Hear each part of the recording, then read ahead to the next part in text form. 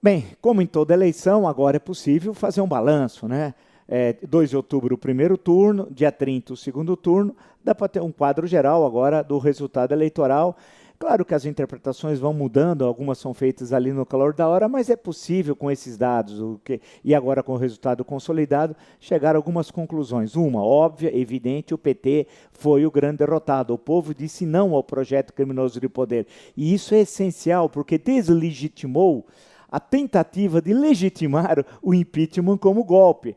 Né? Ou seja, se aquilo no processo político de impeachment já era um fracasso, as ruas no dia 2 e agora no dia 8 o eleitorado deixou, no dia 30, melhor dizendo, deixou claro não ao projeto criminoso de poder, porque o PT foi o grande derrotado, o PT e os partidos às séculas. Portanto, a falar golpe em relação ao impeachment, hoje só alguns maluquinhos que vão continuar falando, os fanáticos continuam aí, mas sem nenhuma representatividade efetiva. O resultado do PT, por exemplo, na região metropolitana de São Paulo, foi desastroso, só venceu em Franco da Rocha. A derrota no ABCD-MR, né, também foi terrível. A derrota em Santo André, puxa vida, 80% para o candidato opositor, quando o Carlos Grana e PT, país da piada pronta.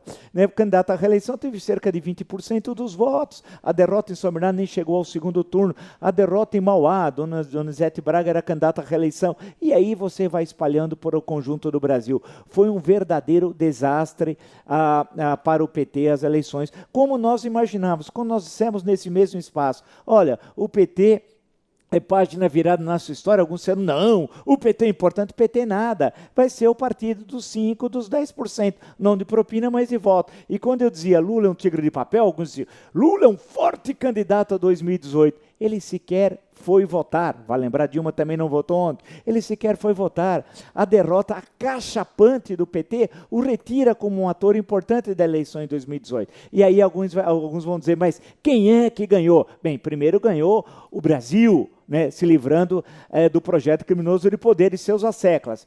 Mas também alguém vai dizer assim, mas partidariamente o vermelho foi derrotado pelo azul, PT pelo PSDB, muito mais do que isso. Quem venceu foi o verde e amarelo. Foi os que lutaram pelo impeachment, os que foram às ruas, os que se posicionaram firmemente contra o projeto criminoso de poder.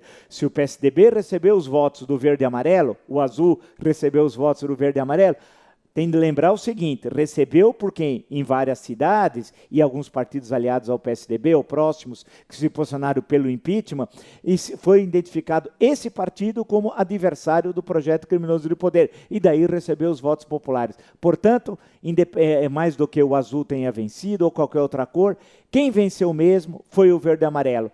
O dia 30 de outubro reforça a grande vitória ao dia 2 de outubro. O Brasil está mudando. O projeto criminoso do poder foi derrotado, e derrotado definitivamente. A questão que se coloca no Brasil agora não é mais PT anti-PT, porque o PT, esse lado desapareceu. A questão que se coloca é sobre aquele bloco que se posicionou contra o PT e que foi vitorioso nas eleições no dia 2 ou no dia 30, qual é a proposta política e ideológica, os vários projetos para o nosso país que esse bloco tem. Essa que é a grande questão colocada. Então, mais do que a vitória do azul ou de qualquer cor, a vitória foi do verde e amarelo, foi uma vitória do impeachment. Acabou a história de dizer que o processo de julgamento do impeachment foi golpe.